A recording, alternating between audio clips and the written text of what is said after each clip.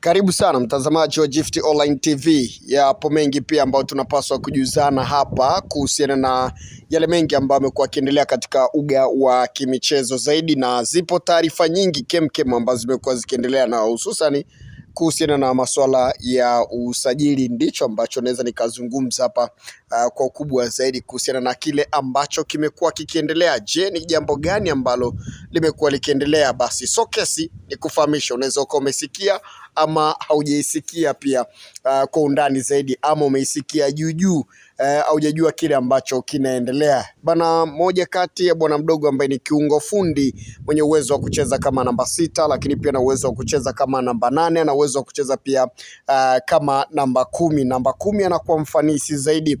Huyu si mwingine ni kiungo raia wa Zanzibari, moja kati ya bwana mdogo ambaye alifanya vizuri sana akiwa na kikosi cha wananchi Young Africans, akatangaza ufalme wake ukaonekana kwa mkubwa sana, lakini mwisho wa siku akatimkia pale mitaa ya Chamazi na ana ubonda mwingi kweli kweli, na amekuwa akishawishi pia vilabu vingi ndani ya bara la Afrika, kwenye ardhi ya Tanzania, lakini pia nje ya mipaka ya ardhi ya Tanzania. Ukweli ni kwamba hakuna klabu yoyote ile ambayo itamani kuwa na huyu mwamba, huyu mchezaji, na nikufahamisha tu huyu si mwingine ni Fei Toto, Fei Lasufi, moja kati ya kiungo bora kabisa kwenye ardhi ya Tanzania. Kwa nini nimekuja kumzungumzia hapa huyu bwana mdogo ama huyu kijana?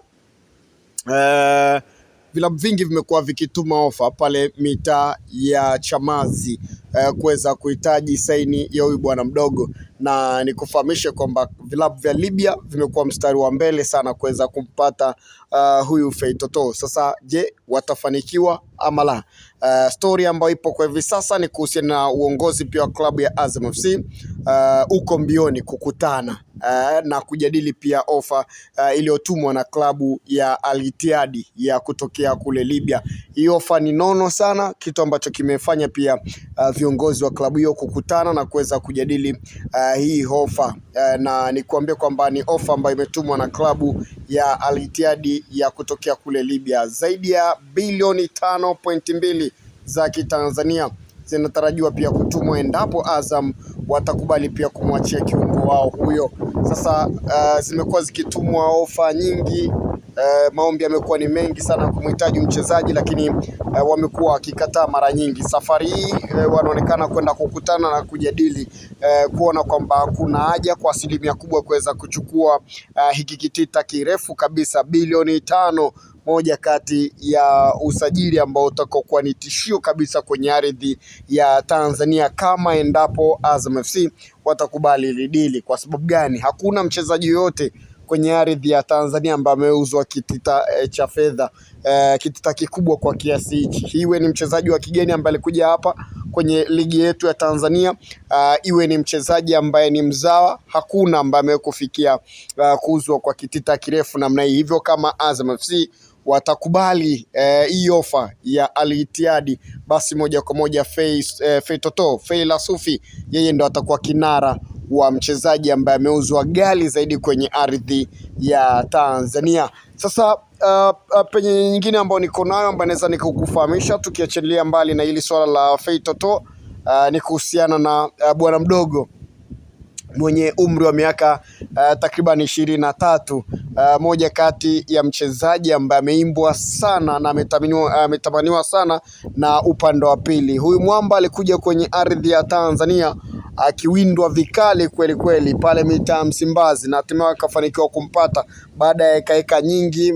Bwana mdogo akatimkia na Belgium kule, lakini mwisho wa siku akafanikiwa kuweza kuinasa saini yake. Sasa huyu bwana mdogo amekuwa ni kivutio kikubwa sana kwa upande wa pili, na amekuwa akimimba kila mara, imekuwa kama ni sala yao, na amekuwa akimtamani haswa, na amekuwa akitishia hasa kuweza kumpata huyu mwamba. Sasa mimi nikuambie kwamba sintashangaa endapo ikifika mwezi wa 6, kuanzia mwezi wa 6 nikimwona huyu mwamba akitimkia upande wa pili. Kutokana na nini? Yeye mwenyewe hafurahishwi na kile ambacho kinaendelea pale mitaa ya Msimbazi. Ujio wa Libase Gueye, raia wa Senegal, ambaye anaonekana kuwasha mwingi na ameweka hatarini pia nafasi yake ndio pia ambayo imechangia kwa kiasi kikubwa sana, lakini pia matokeo na ile commitment ndani ya kikosi cha wekundu wa Msimbazi ndicho ambacho kinasababisha kwa asilimia kubwa Mwamba naye pia aone kwamba si sehemu sahihi kwake, manake ile teamwork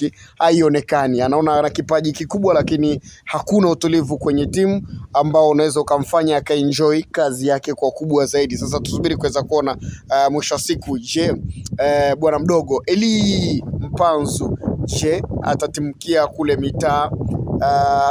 kule mitaa ya Jangwani ama ataendelea kusalia hapo hapo mitaa ya Msimbazi? Ni moja kati ya usajili mwingine ambao utakao kwenda kushtua, usajili mwingine ambao utakao kwenda kupeleka maumivu mitaa ya Msimbazi, na imekuwa ni historia kwa vilabu hivi viwili vya Kariakoo kwenda kusajili mchezaji kwenye klabu nyingine na hatimaye ukafanikiwa kwenda kupeleka kilio, kwenda kusajili mchezaji upande wa Doto, ama Doto kwenda kusajili upande wa Kurwa na kuweza kumpata mchezaji, kitu ambacho pia kimekuwa kikipeleka simanzi kubwa sana. Sasa tusubiri kuweza kuona, labda kwenye hili dili kama likienda kutimia, hii itakuwa ni maumivu kwa upande wa mitaa ya Msimbazi, kwa sababu ni moja kati ya mchezaji ambaye ni kipenzi kweli kweli. Kumbuka mara ya mwisho usajili ambao ulipeleka maumivu ni ule usajili wa BM3 Bernard Morrison ambaye alisajiliwa pale mitaa ya Msimbazi akitokea Jangwani. Ule ni usajili ambao uliumiza wananchi Young Africans